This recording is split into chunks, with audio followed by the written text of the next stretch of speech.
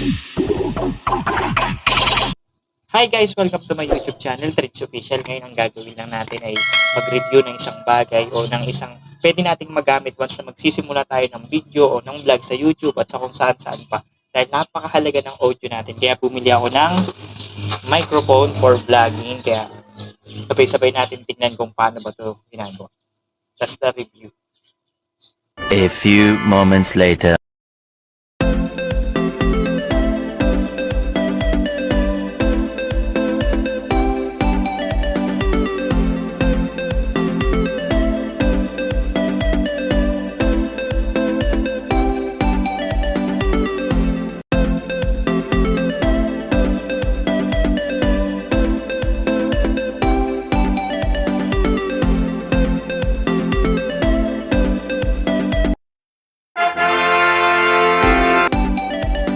Ngayon nabuksan na natin yung microphone for vlogging. Ganito siya.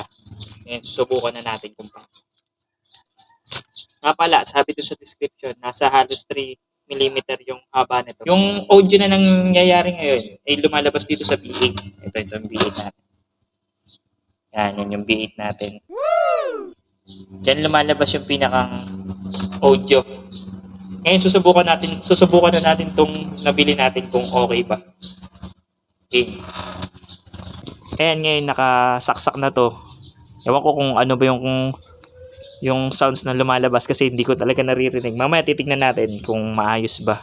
Tingin ko naman maayos kasi bago ko nanutin nga ko muna yung description kung maayos ba yung pwedeng mangyari o yung magiging sounds nito. Tingin ko maganda naman.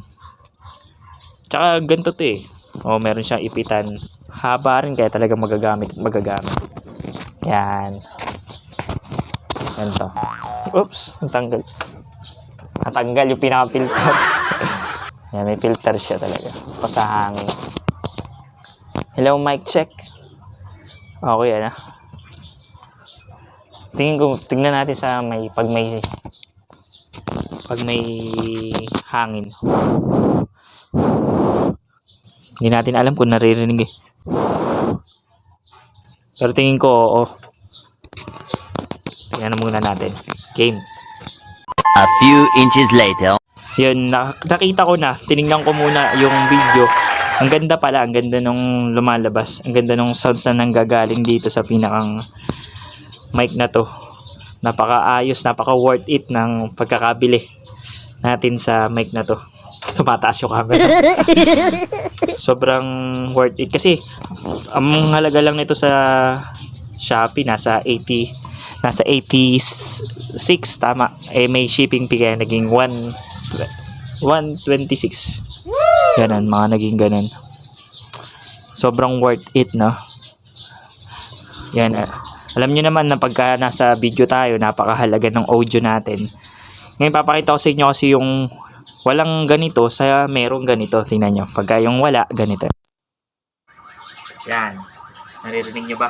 Naririnig nyo ba na maayos? Di ba parang ang hina na parang ang sabog. Tapos parang may mga hangin-hangin. Once na meron naman ganito, yan. Sapasok lang natin. Yan. Check. Check 1, 2, 3. O, di ba? Ayos. Ayos ba? Yan, sana nakatulong at nakita nyo kung gaano kaganda tong nabili natin pang panimula sa video o for vlogging na din. Galing ha? Yon. Ngayon okay na. Medyo siguro naliwanagan na kayo about dito sa nabili nating microphone for recording or for audio na rin sa mga video nyo, sa mga vlog nyo, o kung saan pa, kung saan nyo gusto. Okay, mag-alala nga pala, ilalagay ko yung link ito sa description. Tingnan nyo na lang para sa mga gustong bumili. Kasi napaka-worth it din naman talaga dahil kailangan natin ng magandang audio, ng mas malakas, ng mas portable. Kasi katulad ko, sa B8 lang ako, condenser, binubuhat-buhat pa namin para lang magkaroon kami ng maayos na audio.